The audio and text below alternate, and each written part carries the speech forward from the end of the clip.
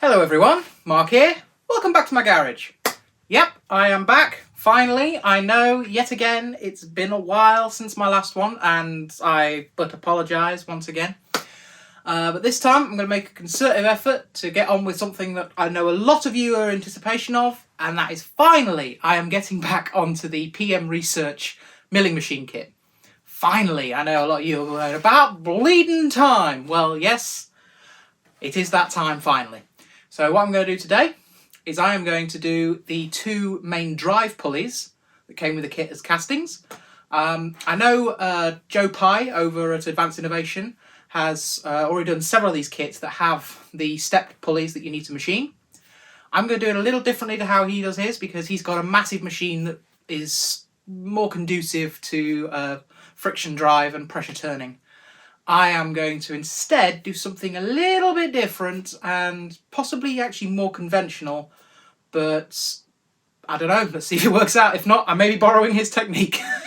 So I'll bring you over to the desk and I will show you what the drawings call for this particular part. Well, there it is. This is what I'm going to be machining today, or hopefully anyway. It is these step pulleys. Now they are basically identical to the ones that Joe Pye did. In fact, as far as I know, the only major difference possibly is this threaded hole here that will be for a set screw to actually mount it to the main drive and the lay shaft that will then be installed. Here is the actual part right here. It's an okay casting, does require some cleanup.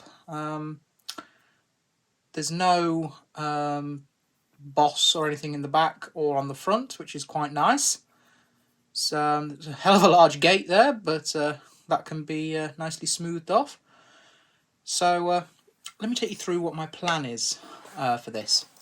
What I intend to do is I'm going to, first of all, just chuck this up in the lathe, in the forge yaw, just to try and clock it in roughly so it's as square as I can get it. I'm then going to face each end off to be to the correct length then of the whole assembly. So it then comes out to exactly the 1 inch that is stated right here. Oh, excuse me guys, just having my lunch. So I'm going to face it down to on both sides to this 1 inch.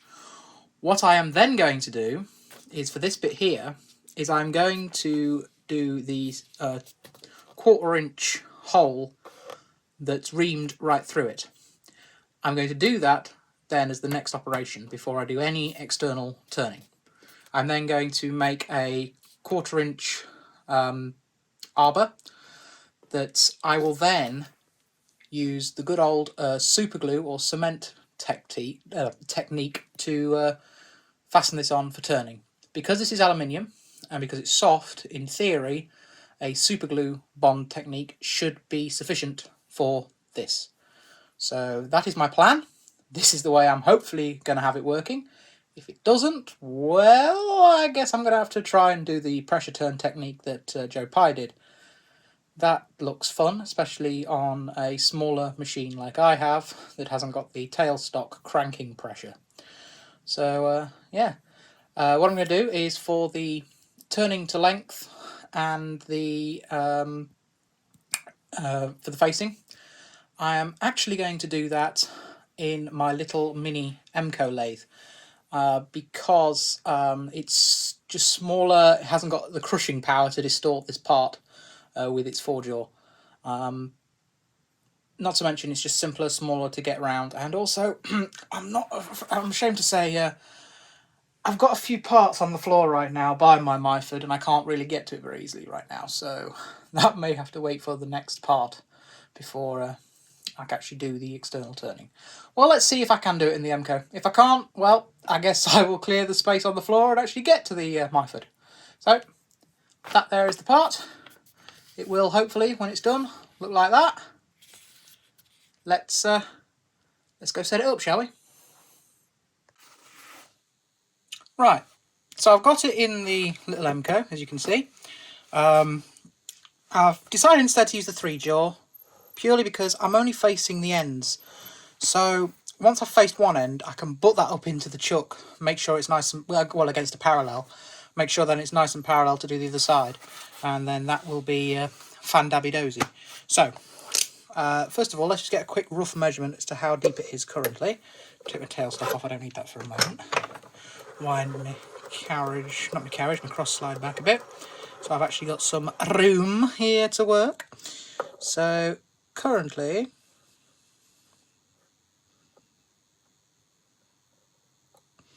we are that length.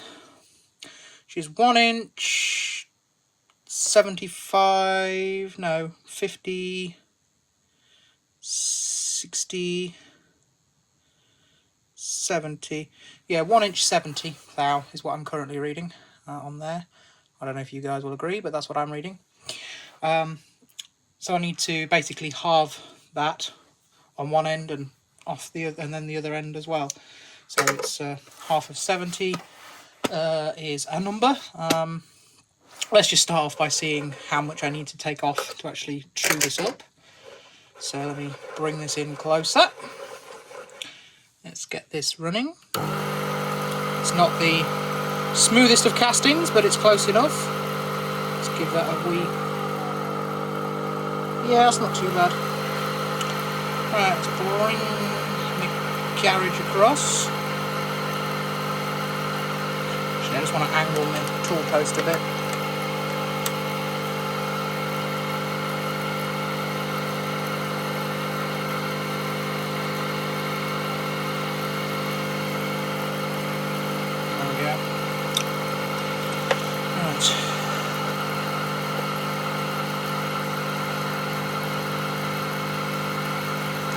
Let's see what we've got.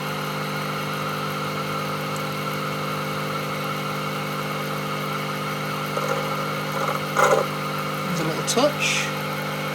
Let's apply a little bit of a cut.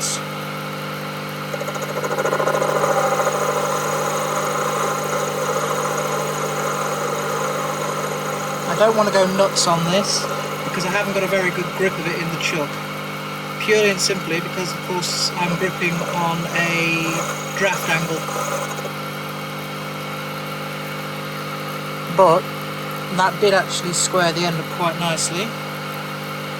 Just take a little bit more.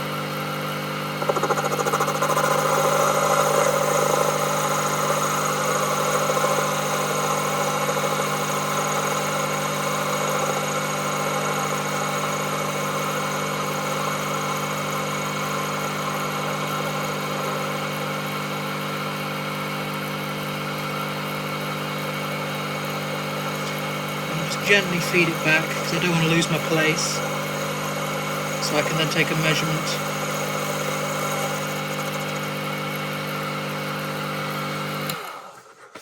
Let's come back in with my old calipers here.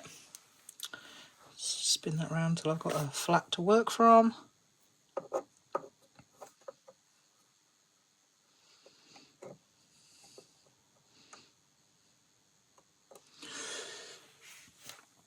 Okay, that is nice. We are now 1 inch 55.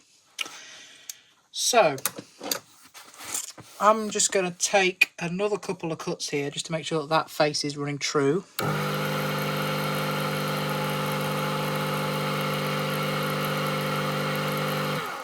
Yep, that's running nice, so let's just take another little bit more.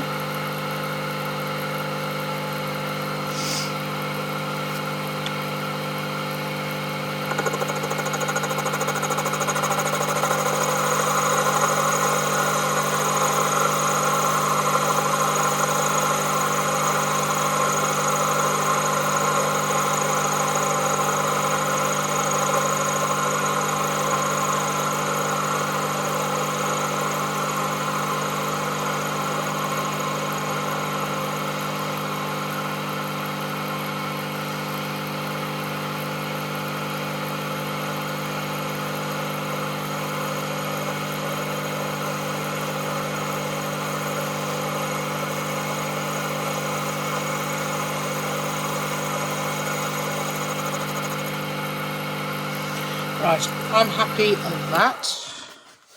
Let me get one more check on the face there so that I can get a measurement.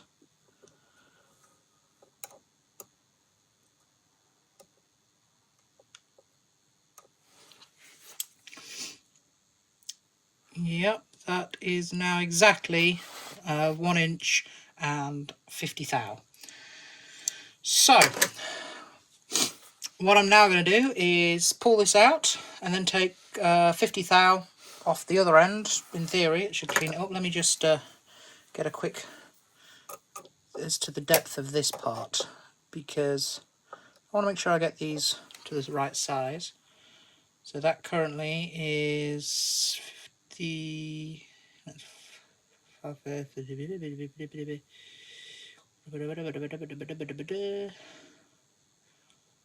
Yeah, I've got plenty of room to work with. That's good.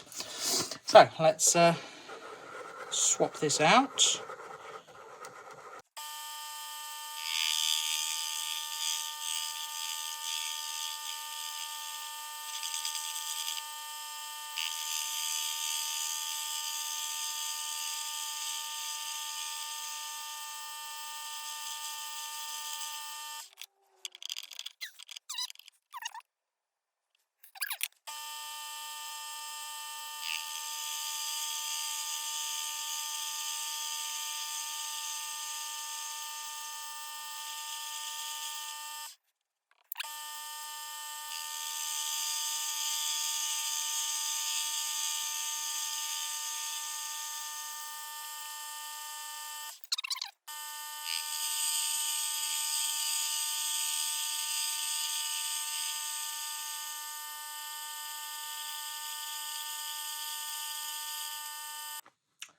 Rightio, that is now exactly 1 inch. I can't believe it myself, considering this is a metric machine and I don't have a dial indicator small enough to be able to measure travel accurately. This is now exactly on 1 inch long, which I am quite surprised by. Oh, there you go, make you all seasick. Wouldn't be one of my videos without it. So that's funky fun, but at least I've done it, which is rather nice and makes me happy. So the next step is I'm going to drill right through it. Just first of all with a small pilot drill, just so I don't risk yanking this thing out the chuck. Nice and smooth and steady. So let me get all set up, kick the camera stand, make you all very seasick indeed.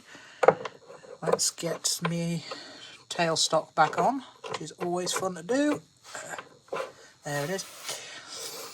Now, just need to go find the appropriate drill bit, because eventually this will be a quarter hole that's reamed through there. It'll be reamed 1/4 inch through there, so I need to find A, my 1/4 inch reamer, and B, the appropriate drills. So I will be right back. So in the tailstock, I now have a I don't know which number it is. It's like the smallest center drill I have. It is flipping tiny. Just for scale, that there is one human hair, GG. Anyway, time to put that there as a little center. So let's get to work.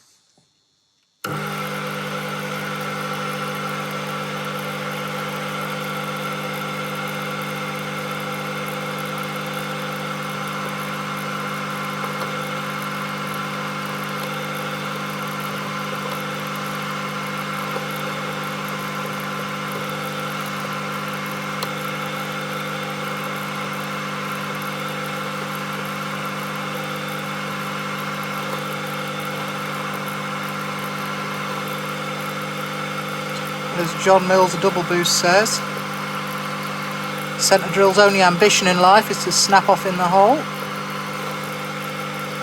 That'll do. That'll do.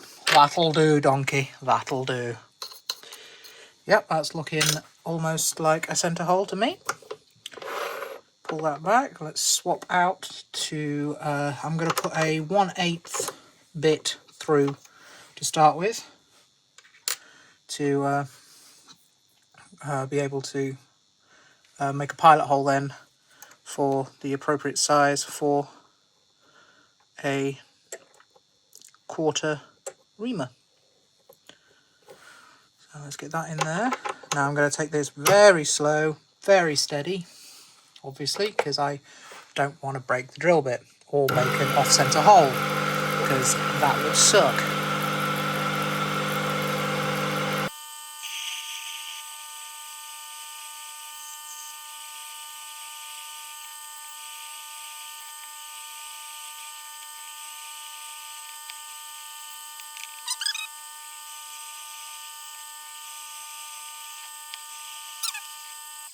So there we go.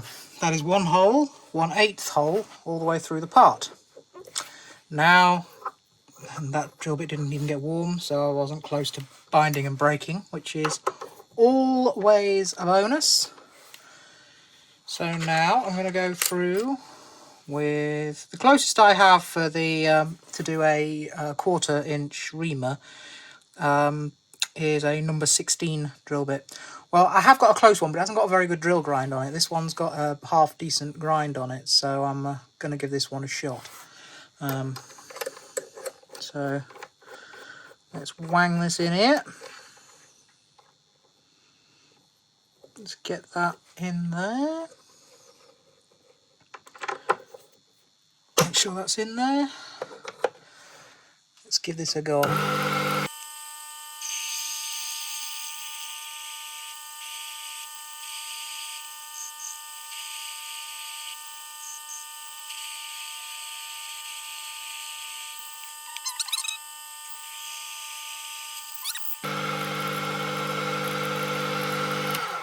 So there we go. That is now through with a number... Oh, I can't remember what I said now.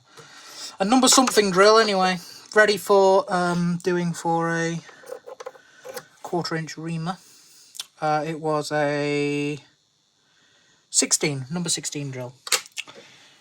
So, I now need to dig out my reamer. It's over here somewhere. I'll have a look for it and I will bring you right back before I do the reaming.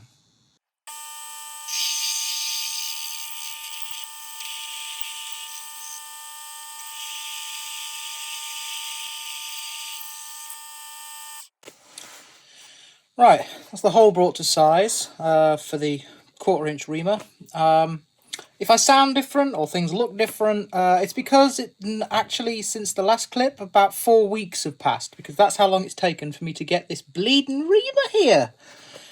Now, it's a good quality one. It's an actual proper dormer reamer because, well, I like quality tools because buy quality, buy once is my philosophy. So rather than having to buy the same tool over and over and over again. I bought an 1/8 inch at the same time because I know the kit has several 1/8 inch holes that also need to be reamed. So I thought, save on postage and buy the 2 sizes that I need at the same time. So let's go ahead and start sticking this through.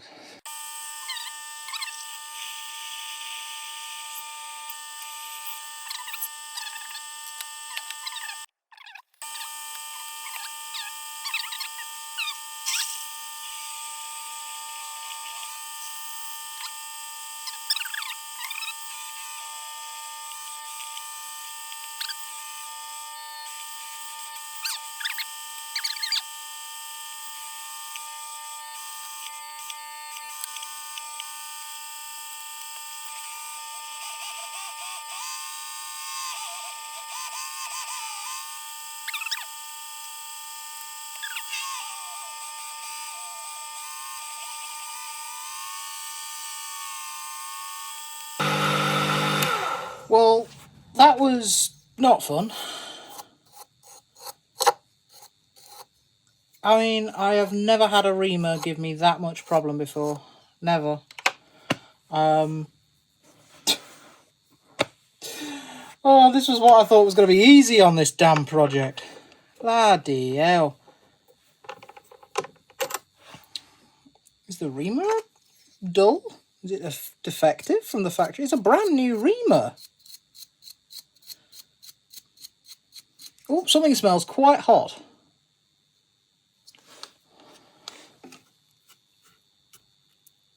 Oh, the motor got quite warm doing that. Whoops.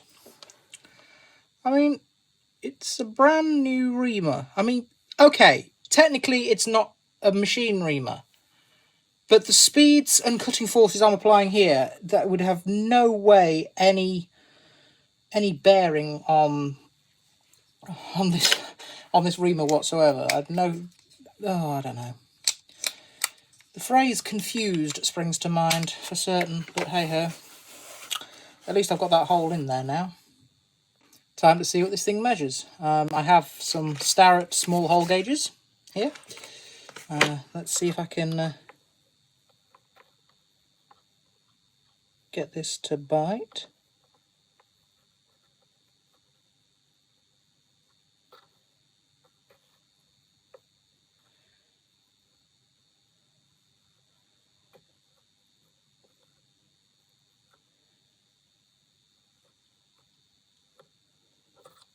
There we go.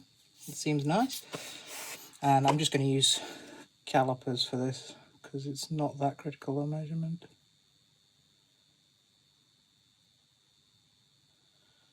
And that reads bang on. Bang on 1/4 inch. Which is super. So it did actually cut the hole correctly at least. So I know it's not an inappropriate, not the reamer's done wrong or something. So that's fantastic. That is absolutely fantastic. Right, next step is to clean this down a bit because I have a second one to do. So I need to do these operations on this second one. And then the next part will be making the arbor to put these on to do the rest of the operations on. So I will do the other one off camera. You don't need to see exactly the same steps all over again. So there we go. That's them both drilled through now and reamed to exactly the 250 diameter called out here. It's to suit the main drive shaft, and then also the other one is, well, they'll basically, one will go that way on the main spindle and the other one will go in opposition to it that way. The belts will go between the two, obviously gives you your speed differences. Now that hasn't been machined. Well, it has, but I've only just skimmed it because as it turns out this casting is so out of true that I had to skim the outside to be able to grip it to be able to do the other end.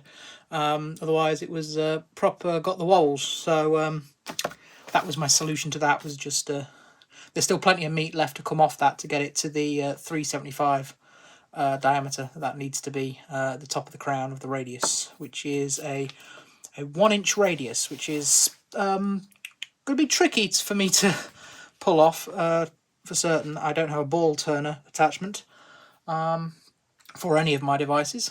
I'm thinking what I'll probably do is like Joe Pye did, where he actually ground a form tool to be able to do it. I mean, if I can't do it that way, it doesn't have to be precise. It's just to help the belts track on it because it's a flat belt.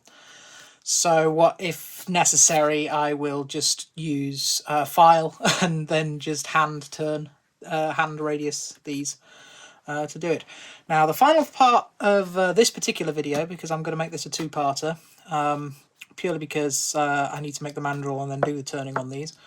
But the final part in terms of drilling and holes and things is this little feature right here, which is a number 53 drill and then tapped for the 172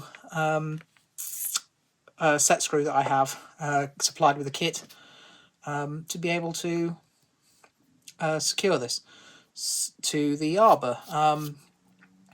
Although now I'm looking at it, that is a mighty fine set screw.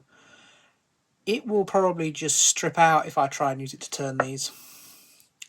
So my thinking to turn these, I'm still going to use an arbor and turn them on an arbor, but I think I'm going to make a super glue arbor instead in the next video, the second part of this little, part A, part B. Oh, excuse me.